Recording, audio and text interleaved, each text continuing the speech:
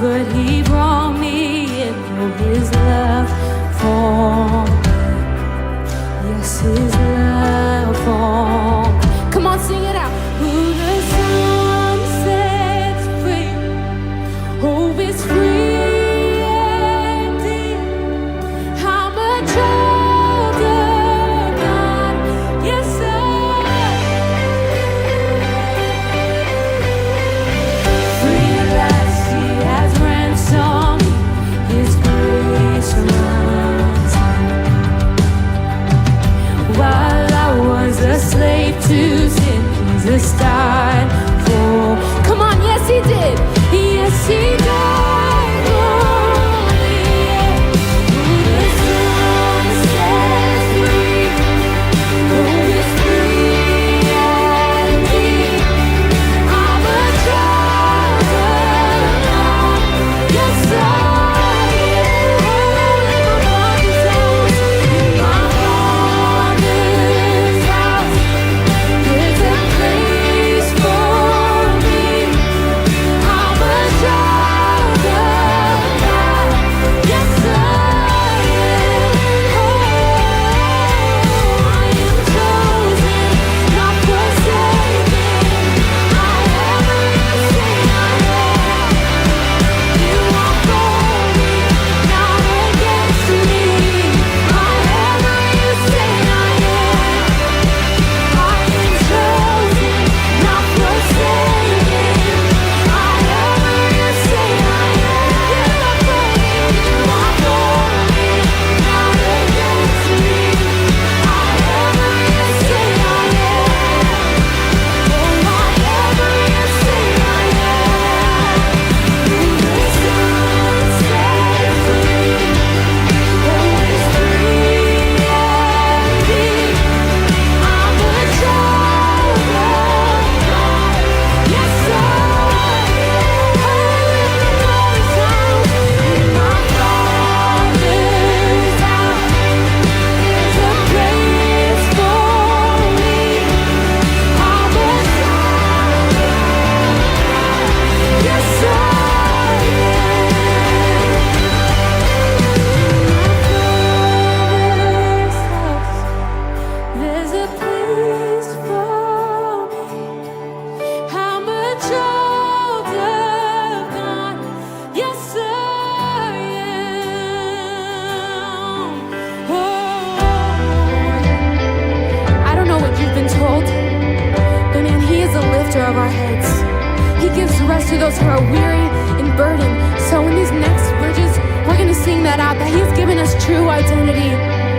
He is our satisfaction and our true love. So come on, if you believe that, we're going to sing it together. I am who you say I am. You are for me, not against me. I am who you say I am. I am chosen, not forsaken. I am who you say I am. You are for me, not against me. I am who you say I am. I am chosen.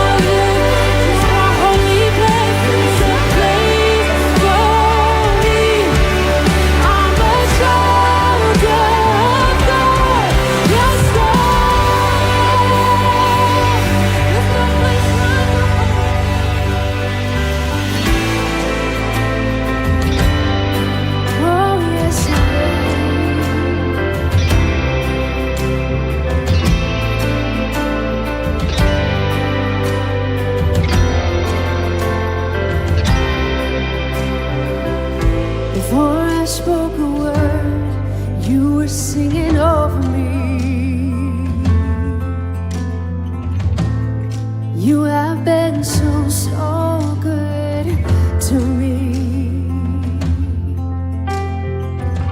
Before I took a breath, you breathed your life in me.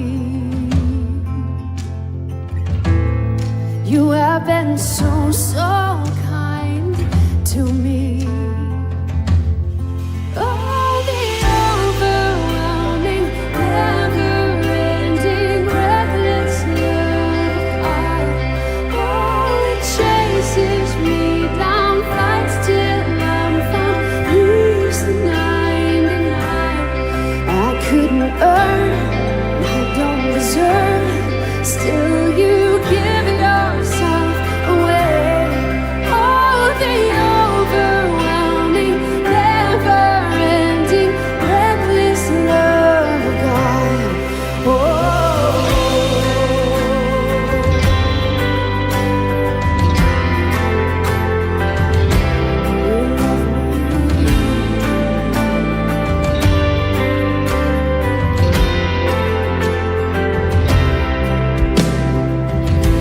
When I was your foe, still your love fought for me. You have been so, so good to me. Yes. When I felt no worth, you paid it all for me. Oh yeah. You have been so, so kind to me. Oh, the overwhelming, never-ending, reckless love of God. Oh, it chases me down, fights till I'm found, and leaves the 99. I couldn't earn it, I don't deserve it, still you give yourself away. Oh, the overwhelming, never-ending, reckless love of God.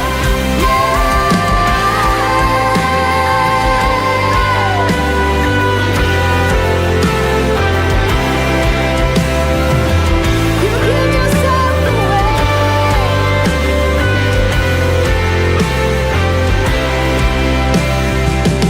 There's no shadow you won't light up, mountain you won't climb up, coming after me. There's no wall you won't kick down, lie you won't tear down, coming after me. Tear down my walls, God. There's no shadow you won't light up, mountain you won't climb up, coming after me. There's no wall you won't kick down, lie you won't tear down, coming after me. Yeah.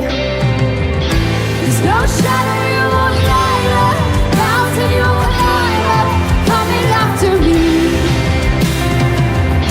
There's no wall you won't kick down, lie you won't tear down, coming after me. There's no shadow you won't light up, mountain you won't light up, coming after me. So come after me, God. There's no wall you won't kick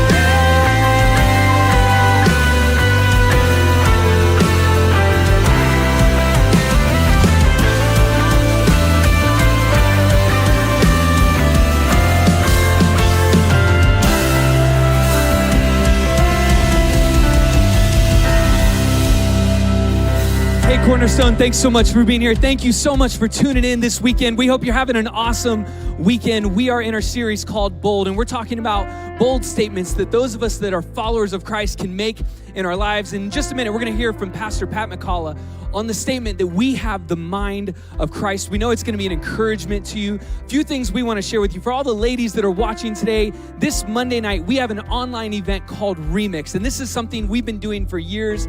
It is a huge opportunity for you to tune in online and be a part of some fun, some celebration, also just a night that's going to inspire you and encourage and build your faith. And so we hope you'll tune in. Check out our website for more information about that, cornerstoneaz.com/remix. We know you're going to enjoy yourself if you'll be a part of that this Monday night. And then a couple things we want to tell you. One, we're starting a brand new series on August 16th. It's called Offensive Parenting. Here's what we've learned. We've just seen that parents tend to react so much to what's happening in their kids' world. And so we're going to take 6 weeks and we're going to look at what does it mean for those of us who have kids at home, or maybe we're grandparents and we're helping our kids raise their kids. We're going to look at what does it mean for us to go on the offense? What does it mean for us to prepare and intend to lead well as our kids grow and develop and are faced with so many things as they develop in their life? And so we hope you'll tune in and be a part of that series with us. It's the perfect series for you to invite someone to come and be a part. Right now, it's easier than ever to invite someone to watch online. And then check this out. This is something we want to share with you. We have a big announcement about at Cornerstone. Our leadership has decided to announce our reopening date at our physical locations. We've been gathering online for 19, 20 weeks now. And on August 16th, as we start this series, we are also going to be meeting in person at all of our locations. I want to talk about it for just a minute because I know some of you right now, as you hear that announcement, some of you are at home and you are so excited. I mean, you are sitting there thinking, thank you, finally we are going to be able to go back to a physical place and worship again with other followers of Jesus. Some of you at home right now, man, maybe you feel like, hey, this is just too soon. Why are they doing this? And here's our ask for those of you that have a strong opinion about this. Would you just give some grace to those that are going to make a decision to attend in person or maybe to not attend in person? We know that this year is like no other year that we've seen, and we know that decisions like this can cause some of us to have high emotions about the decision that's made. And so I want to invite you as followers of Christ, would you just make some room? Would you make some grace for those of you around you to make a decision that they are comfortable making? In our physical locations, we are going to be meeting or exceeding all of the CDC guidelines. We're going to be social distancing. We are asking you, if you show up in person when you're in a building, to have a mask on for the sake of those around us so that we can have a healthy and safe place to come and worship together. We are going to have kids and students environments open that weekend. There's so much information I want to share with you. You can find it all online at cornerstoneaz.com/RSVP. And right there, you'll see all the information about this. But we just want to invite you, as you look forward a couple weeks from now to August 16th, and whether you're going to show up in person or whether you're going to show up online, would you just ask God to begin to move in your heart as we move into this brand new series? Would you reach out to someone? Would you share this series with them? Would you invite them to be a part of this conversation? Because we're praying that God would grow our church, would grow our families in new ways like never before. And I just want to encourage you. We are asking, would you please RSVP if you're going to show up in person? The very last thing we want is to have so many people show up that we have to turn folks away, because we are going to be limiting the size, the amount of people that are in each of our different sized rooms. And so make sure you RSVP so that we know you're going to be here. Right now, we're going to move to a time of giving. This is our chance to say, God, you get first place in our life as we prioritize our faith and our finances, and we say, God, we know that you're doing wonderful things through the ministry of this church. We want to invite you right now to give. You can do that by going to cornerstoneaz.com/give. You're going to see a video, and then in just a moment, Pastor Pat McCullough is going to be out to speak to us today. Thank you so much for being here. I have value you can't see. I have value you can see. I have the mind Of Christ. I walk by faith. I am the light of the world. I am the light of the world. I am the light of the world.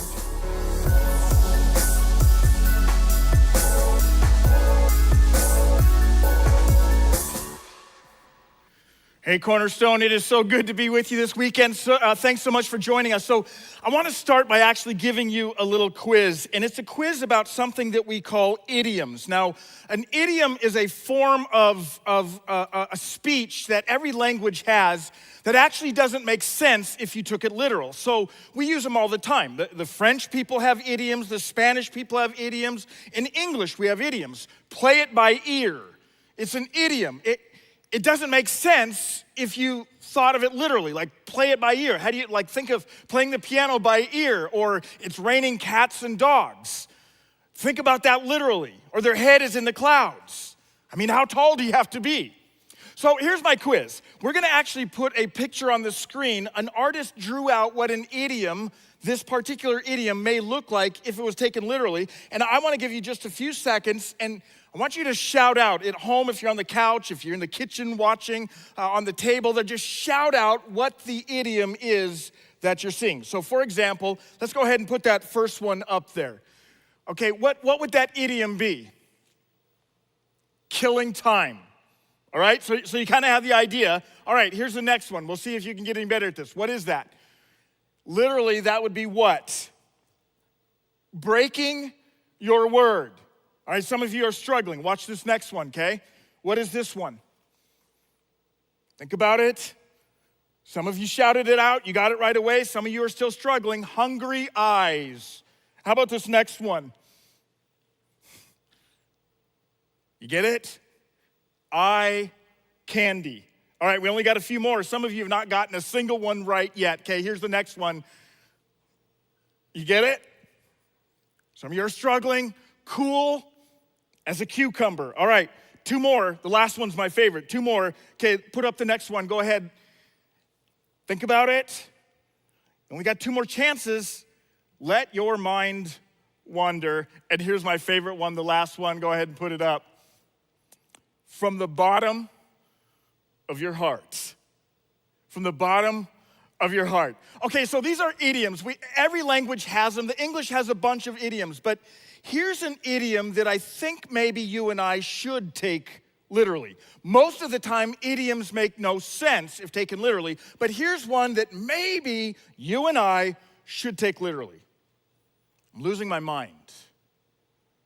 I'm losing my mind. You see, here's how we usually use it in the English language. Oh, if I hear that song one more time, I'm going to lose my mind. Oh, if this preacher doesn't stop talking, I'm going to lose my mind.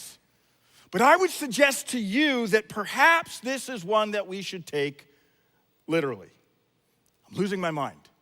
Why would I say that? Let me show you. If you have your Bibles, open to 1 Corinthians chapter 2. If you have a hard copy Bible, it's about 2/3 of the way through the Bible. You get to the New Testament, start turning to your right. Matthew, Mark, Luke, John, Acts, Romans, 1 Corinthians. Go to the table of contents if you need to and find the page number. If you have a smart device and you have a Bible app, find 1 Corinthians. I really want you to see this. I want you to be looking at these passages, these verses as we unpack this. Why would I say that it's maybe a good idea for you and I to take this idiom, I'm losing my mind, literally? You see, we're in this series called Bold Claims, and there's something that Paul is going to say in 1 Corinthians chapter 2 that is this bold claim, but when we connect it to this idea of losing our mind, oh, it makes sense. God, help us get this. God, I beg you, I plead with you. In fact, as we're gonna see, you tell us right in this chapter we're gonna look at that we cannot understand this. We cannot grasp the enormity of this truth without your help. So Spirit of God, I pray that you would open our hearts and minds to understand this, God. So 1 Corinthians chapter 2, I want you to drop all the way to the end of the chapter. We're in verse 16, and not just drop to the end of the chapter, I want you to drop to the last sentence of the last verse in chapter 2. 1 Corinthians chapter 2, last sentence in the last verse of 1 Corinthians chapter 2. 1 Corinthians 2:16, it says this, but we have the mind of Christ. Now the we in there, he's talking to Jesus followers. He's talking to those people who have put their faith and trust in Jesus. He's saying, if you put your faith and trust in Jesus, we have the mind of Christ. Now, let me back up a little bit and read the whole verse to you because there's some tension. If you read the whole verse, It should leave you scratching your head and going, wait, it seems like Paul is contradicting himself, because he's gonna quote Isaiah in the first part of verse 16. He quotes Isaiah, something that the prophet Isaiah said 700 years before, and then he follows it up with this phrase, but we have the mind of Christ. Look with me, 1 Corinthians 2:16. Now look at the whole verse. Isaiah wrote this: who has known the mind of the Lord so as to instruct him? It was a hypothetical question that Isaiah gave 700 years before Paul wrote this. He's saying, who can know, or who can instruct God? Who can know the mind of God? Hypothetical question. The answer is, well, no one. And yet, Paul finishes the verse by saying, who has known the mind of the Lord so as to instruct him? But we have the mind of Christ. What? Oh, my friend, if you've been a believer very long, if you've been a follower of Jesus very long, you've probably heard that. And I hope somehow God can open our hearts and minds to understand how magnificent this is. The enormity of that statement. If you're a new follower of Jesus, you maybe have never heard that, and you should be sitting there going, I have the mind of Christ? If you're watching and you've never put your faith and trust in Jesus, you should be sitting there going, I want that. I want the mind of Christ. Let me show you what I mean. You see, you got to understand the context of this chapter. And for the sake of time, we're not going to look at all the verses, but let me go back and just explain the context. If you were to read 1 Corinthians chapter 2, you would see that Paul begins by saying, hey, Corinthians. He's talking to the Jesus followers in Corinth. He's saying, hey, Corinthians, when I came to you with a really simple message. And the simple message really involved two things. I came to you and told you who is Jesus and what Jesus did. So Paul is saying, when I came to you the first time, my message was that Jesus is the Son of God and that Jesus died for your sins and he rose from the dead, proving that he had power over sin and death. And then Paul says this. In 1 Corinthians 2, Paul says, but there's more to this message than just that simple message. And he's actually going to use this word. He's going to say, there's mystery. And I whisper that word because mystery, when you whisper it, it sounds a little more mysterious. So Paul is saying, when I came to you with a very simple message, but I want you to know there's mystery to this message. In fact, read 1 Corinthians 2 later, Paul is going to say this mystery that I want to tell you about actually goes back to before time began. What? Paul is saying before the sun existed, before there were stars, before there was the moon, before any animals were created, before there were any humans, before any molecule was created, there was this mystery. And then Paul, and now I'm going to quote Paul in 1 Corinthians chapter 2, Paul is saying this mystery that existed before time began is so immense that, now I'm quoting him, no eye has seen, no ear has heard, no mind can imagine. So you got to get that context now. Paul is saying there's this mystery that existed before time that no eye has seen, no ear has heard, no mind can imagine. We pick it up now. Look at verse 12 of chapter 2. Watch what he does now. Oh, that we would get this. Paul says, he's talking again to believers, people who have put their faith and trust in Jesus, what we have received is not the spirit of the world, but the Spirit who is from God, so that, remember he's been talking about this mystery, so that we may understand what God has freely given us. Listen, if you didn't just sit up in your couch a little bit, if you didn't just lean forward, if you didn't maybe just exhale a little bit, if you didn't maybe look at whoever you're watching this with and go, what? You're missing the enormity of what he just said. Remember, Paul just got done saying there's this mystery that existed before anything in this world existed. And this mystery is so immense that no eye has seen, no ear has heard, no mind can imagine. And then he says, but you get it. Let me read that again. Look at verse 12 again. What we have received is not the spirit of the world, but the Spirit who is from God, so that we may understand what God has freely given us so that we may understand this mystery. You see, who existed before time existed? Who existed before anything was here? Who existed before the sun and the moon and the stars and animals and human beings? Who existed before any molecule? The Spirit of God. Who is it that can understand what no eye has seen, no ear has heard, no mind can imagine? The Spirit of God. And so he's saying, you, if you put your faith and trust in Jesus, Romans 8:9 teaches this. If you put your faith and trust in Jesus, you have the Spirit. So now through the Spirit, you can understand this mystery. Look what he says next. Continue with his logic. Look down at verse 14. The person with the Spirit does not accept the things that come from the Spirit of God, but considers them, the person without, I read that wrong, you got to read it right. The person without the Spirit does not accept the things that come from the Spirit of God, but considers them foolishness and cannot understand them. Why? Because they are discerned only through the Spirit. Paul is saying there's this mystery that no eye has seen, no ear has heard, no mind can imagine. And so Paul is saying, well, no wonder if someone doesn't have the Spirit of God, why they can't understand it, why it doesn't make sense to them. In fact, look at the next verse. Look at verse 15. The person with the Spirit of God, makes judgments about all things, but such a person is not subject to merely human judgments. Okay, here's simply what he's saying by that. He's saying there are going to be some unspiritual critics. You get it? You've probably experienced it before. There's going to be a bunch of people that look at what you claim to believe in, and they're going to scratch their head and going, are you kidding me? You're a fool. Why would you believe that? What, are you serious? You know what you really have? It's a religious crutch. That's what you have. And Paul is saying, you're going to have those. They're not going to understand the depth of this because they don't have the Spirit of God. Now, look at the last verse again. Talk about a bold claim. Look at this verse again. Go down to verse 16 again.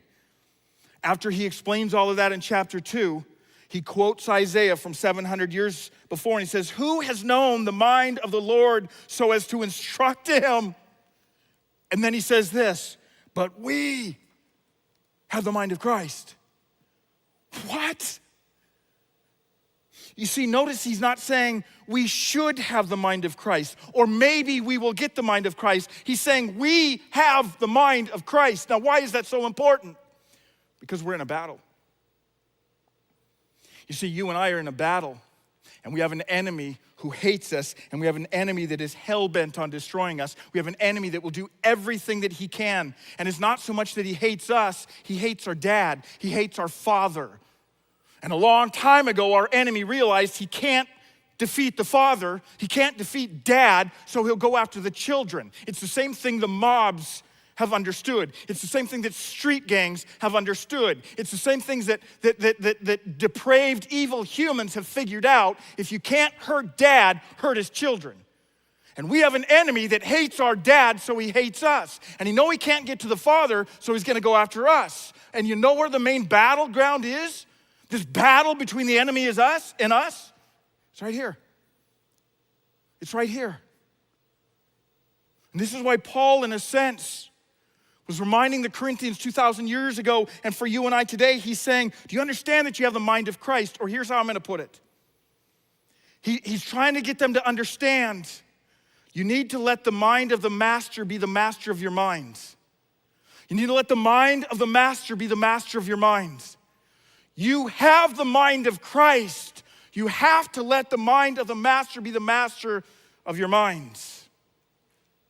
You see, that's why I say that maybe we should take this idiom literally. I'm losing my mind. Good. That's what we need to do. We need to lose our mind and take the mind of the master. And it's not in Corinthians, when Paul is writing this, the only place in the Bible where we see this, it's all over the Bible. And so let me just read a couple of verses. You might want to write these down because you're not going to have time to look them up. I'm going to go rather quickly. But in Proverbs chapter 4, verse 23, 3,000 years ago, the wisest man on earth wrote these words. He said, above all else, guard your heart. It was written in Hebrew, and Hebrew, the word heart, can also be translated mind or thoughts. Above all else, guard your heart, guard your mind, guard your thoughts. For everything you do flows from it. Let the mind of the master be the master of your mind. Okay, look at Colossians chapter 3, verse 2. Set your minds on things above, not on earthly things. Let the mind of the master be the master of your mind. 2 Corinthians chapter 10, verse 5. We demolish arguments and every pretension that sets itself up against the knowledge of God, and we, underline these next words, and we take captive every thought to make it obedient to Christ. Let the mind of the master be the master of your mind. Romans 12:2, and we're gonna talk about this one for a moment, but in Romans chapter 12, verse 2, Paul wrote, do not conform to the pattern of this world, but be transformed. How? By the renewing of your mind. Why does transformation come from the renewing of our mind? Because we have an enemy that hates us, and he's hell-bent on destroying us, and his main battleground is right here. Why is it that Paul said transformation, if your life is going to be transformed, renewed, why is it that it's from the renewing of the mind? Because beliefs determine behavior. Your beliefs will eventually become your actions, which will become your habits, which will become your destiny. Your beliefs will eventually become your actions, which will become your habits, which will become your destiny, which is why Paul says transformation comes from renewing the mind. Why is it that he says transformation comes from renewing the mind? Because ideas have consequences. And there's a negative side to that and a positive side to that. So let me start with the negative side of that. Ideas have consequences. Let me illustrate with this. Racism. Racism. You know where that comes from? An idea that is contrary to the biblical narrative. You see, there are not multiple races. There's only one race, the human race. And the Bible teaches that very clearly. That at the end of God's creation, he creates the pinnacle of his creation. The only thing in all of his creation he creates in his image, it's humans. And there's only one race, the human race. Now, within the human race, he created a lot of diversity and different ethnicities, different colors of people. But it's one human race. And when human beings began to teach that there were multiple races within the human race, well, you've read enough history to know what happened in this country and what's happened throughout human history. Ideas have consequences. In the mid-19th century, a guy by the name of Friedrich Nietzsche actually penned some ideas that a couple of decades later, guys like Marx and Lenin and Adolf Hitler adopted and put into action. And within about 60 years, 150 million people were killed because of some ideas. Ideas have consequences. In the mid-1980s, Ted Yamamori, he was then the president of Food for the Hungry, and he was actually in Ethiopia. And there was a huge tent city where they had a bunch of people that were coming in and they were feeding them during that famine. And one day Ted Yamamori is walking by a tent and he hears a little baby crying and he stops and he looks inside the tent and he sees this baby there all alone and he goes and he scoops up the baby and he holds it in his arm and he starts looking around and asking questions and finally he finds the mother and he holds the baby out to the mother and the mother says, no, that baby was destined to die. And Ted Yamamori goes, no, this baby is destined to live. Two different ideas with two very different outcomes. Ideas have consequences. Young people, if you would get this, parents, if you're young, if you have a elementary kid or junior high or high school and they're sitting next to you right now, knock the phone out of their hands and say, just pay attention. If you miss everything else that he said, you got to get this part. Young people, ideas have consequences. We have an enemy that is hell-bent on destroying us, and the main battleground is right here. And you know one of the ideas that he's going to put in your mind, and I know that because he's put in every other human being, is he's going to get you to question the goodness of God. So what he did with Eve in the very beginning of the story. I can promise you, if he hasn't done this yet, he's going to do this. He's gonna get you to start thinking, oh, man, you know, this God is just a killjoy. He's like some overbearing boss, just handing down a bunch of rules, just trying to make life miserable. And he's gonna get you to question the goodness of God. And when you begin to question the goodness of God, when you begin to buy into that, it's going to eventually become actions, which will become habits, which will become your destiny. Ideas have consequences. Ideas have consequences. You know what's interesting is that scientists will actually say that there's something between 50,000 and 60,000 thoughts that will go through our mind every day. That's like 35 to 45 every single minute. We have an enemy who is hell-bent on destroying us, and his main battleground is right here. 35 to 45 thoughts every minute. Ideas have consequences.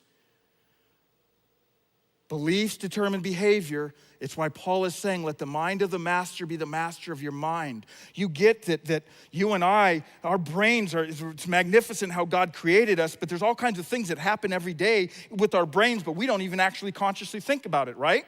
My heart is beating. From the time I was in my mother's womb until I die, my heart will beat. And I don't sit around going, beat heart. I'm not thinking, it just does it.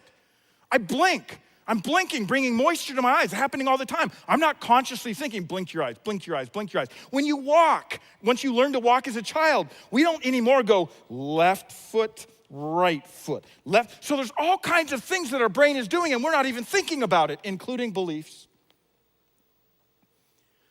See, you and I have some beliefs that we picked up because of the home we grew up in, or because of the TV shows we watched growing up, or because of the movies we watched, or the books we read, or the culture we grow up in. And there's some belief systems we have that we don't even think about, that we're filtering things through, and they're hurting us because they're not true.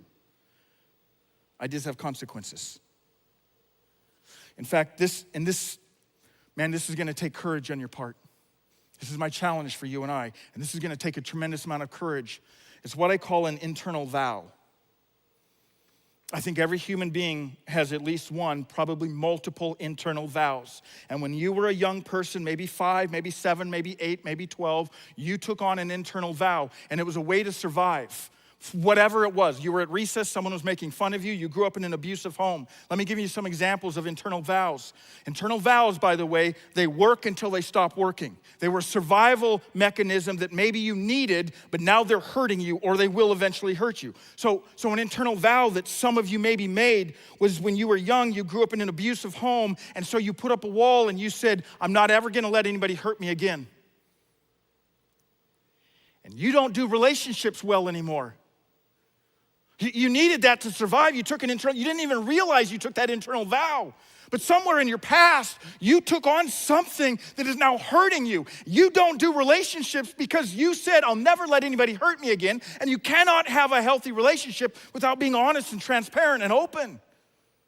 It's an internal vow, a lie that you don't even realize that you're believing.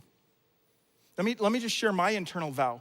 I didn't realize this until I was in my early 40s, and this actually worked. In fact, this internal vow made me very successful for most of my life. It worked until it didn't work. See, my internal vow, I didn't get this until I was in my early 40s, was I'll prove you wrong.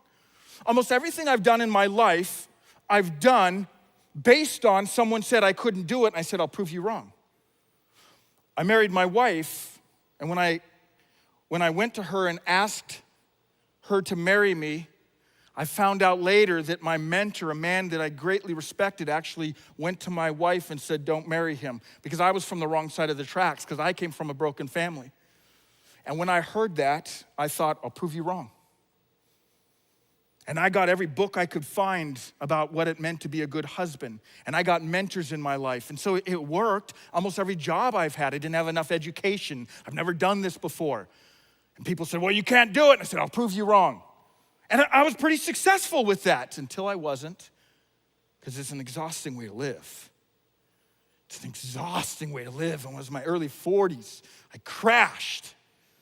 And part of my crash was I recognized that I wasn't just resting in what God says about me. I don't need to prove myself. God says, you're my son. I love you no matter what. And so here's what I'm challenging you with. Our Our brains are doing things all the time and we don't even realize it, including believing something that's a lie, an internal vow. And I want you in the next hours, in the next days, in the next weeks, I want you to start wrestling with God on what that internal vow is. Write it down, pray about it, take it to God. But let God uncover some internal vow that you took a long time ago that's hurting you. Ideas have consequences. Beliefs determine behavior. That's why Paul is saying, let the mind of the master be the master of your mind. See, that's the negative side of ideas have consequences. Here's the positive side. A mind change will eventually become a heart change, which will eventually become a life change. Do you get that? Remember, we have an enemy, and his main battleground is right here. And the positive side that ideas have consequences is why Paul is saying, you have the mind of Christ. Let the mind of the master be the master of your mind. Because the positive side of this is when we change our mind, when the Spirit of God changes our mind, it will eventually change our hearts, which will change our life. Transformation comes from the renewal of the mind, Romans 12:2. Some of you may remember or may have seen that movie, The Hobbit. They actually had a couple of them. And in one of those, there's this scene that is such a powerful scene. And there's this dragon in the background. And he's breathing fire. And his wings are destroying the city. And people are dying and screaming and yelling. And there's this father that gets this massive crossbow. And he puts it on his son's shoulder. Because he's got to hit this dragon in the perfect spot. And he puts it on the shoulder of his son, and his son is standing, and his back is to the dragon, and he can hear all this commotion. He can hear the fire and the screaming and the yelling and the destruction. And so he does this. He starts to look back, and the father, oh, it's such a powerful scene. The father says, look at me. Look at me. Focus on me. And I think that's Jesus' message for you and me. You, if you put your faith and trust in Jesus, you have the mind of Christ. Focus on me. Focus on me. Look at me. Let me show you these beliefs that you've bought into that are hurting you, these internal vows that you took on that are hurting you. Look at me. Focus. Let the mind of the master be the master of your mind. Oh God, that we would get that. Talk about a bold claim that we have your mind, that you gave us your mind, that the Spirit, your Spirit lives in us. We don't have to buy into these lies anymore. We don't have to believe these lies anymore. We don't have to live out these lies anymore. That you're saying, I want to set you free. Oh God, may we, in the next hours, in the next days, in the next weeks, may we have the courage to allow your Spirit to open our eyes and understand some of these internal vows, these beliefs that we've been living that are hurting us. We love you, Jesus. Amen. Listen to the words of this next song. So powerful. There is no shadow that can overcome your light, and there is no rival that could ever stand against your might. You've always been with us. Every battle you've already won. You've already won.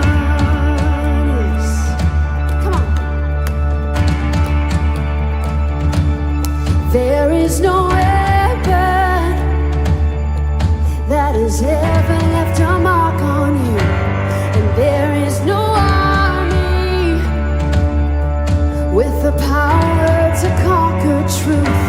You've always been with us. Every battle you've already won. You've already won. Do you believe that? Show me one thing he can't do.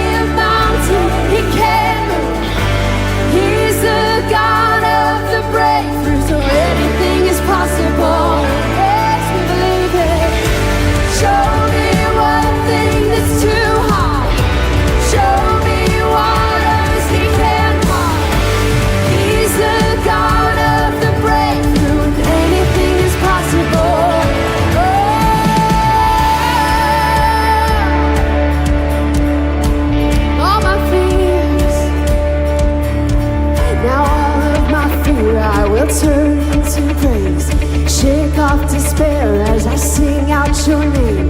A victory dance, I will dance out in faith. I will crush disappointment and break every chain. Oh, all of my fear I will turn into praise. Shake off despair as I sing out your name. A victory dance, I will dance out in faith. I will crush disappointment and break every chain. All of my fear I will turn into praise. God, shake off despair as I sing out your name. A victory dance, I will dance out in faith. I will crush disappointment. Come on now, show me one thing he can do. Show me a mountain he can't move. He's the God of the breakthrough, so anything is possible. Show me one thing that's too hard. Show me waters he can't part. He's the God of the breakthrough, and anything is possible. Nothing is impossible for you, God. So we trust you. We give you all our wildest dreams, God.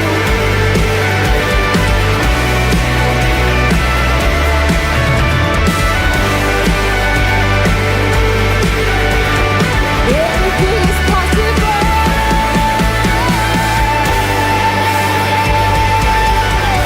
That's right. Cornerstone, thank you so much for watching this weekend and being a part of this. Maybe there's something in your life you're trying to break through, something God put on your heart as you're watching today. We have a team that would love to pray with you. All you have to do is text CS space prayer to 39970. We would love to help you and process whatever you're going through. Thank you for being here. We'll see you next week. Have an awesome weekend.